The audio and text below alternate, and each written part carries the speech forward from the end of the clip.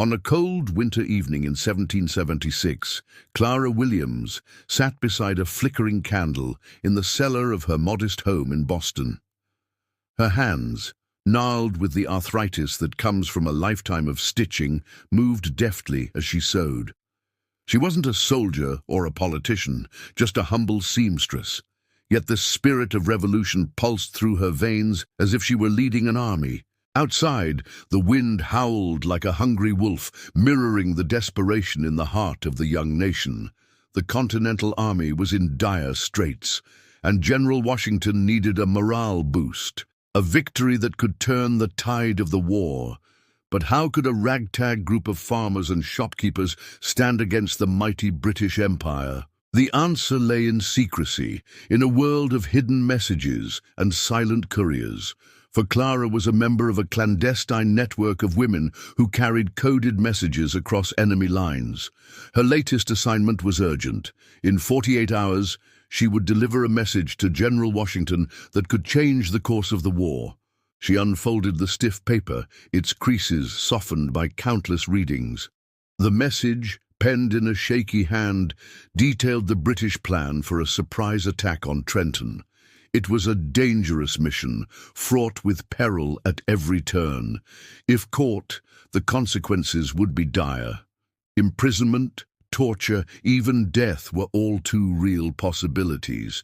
Yet fear couldn't slow Clara's needle as it danced over the fabric, weaving a design that would convey the message to Washington. Every stitch was a risk, every knot a potential betrayal. But Clara's needle flew, driven by the hope for a free America. As the first rays of dawn touched the horizon, Clara finished her work. Hidden in the lining of a merchant's coat was a lifeline for the Continental Army. With the threat of the British attack now known, Washington could prepare his troops. The message delivered, Clara breathed a sigh of relief.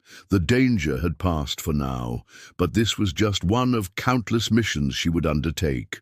Throughout the war, Clara's life was a tapestry of danger and intrigue.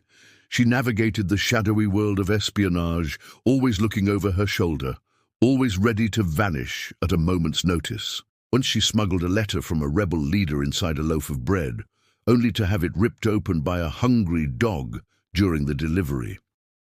Another time, she hid in the back of a wagon, sharing the space with crates of rotting food, to deliver a message to a group of rebel soldiers. The stench was so bad she nearly fainted, but the message got through. Her methods were as varied as they were daring, and her success rate was unmatched. There were other women like her, a network that stretched from Boston to Philadelphia to New York. They were housewives and servants, shopkeepers and seamstresses, all united by their courage and their love for their country.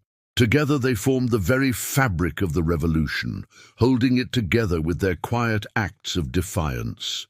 But history, it seems, has a funny way of remembering things.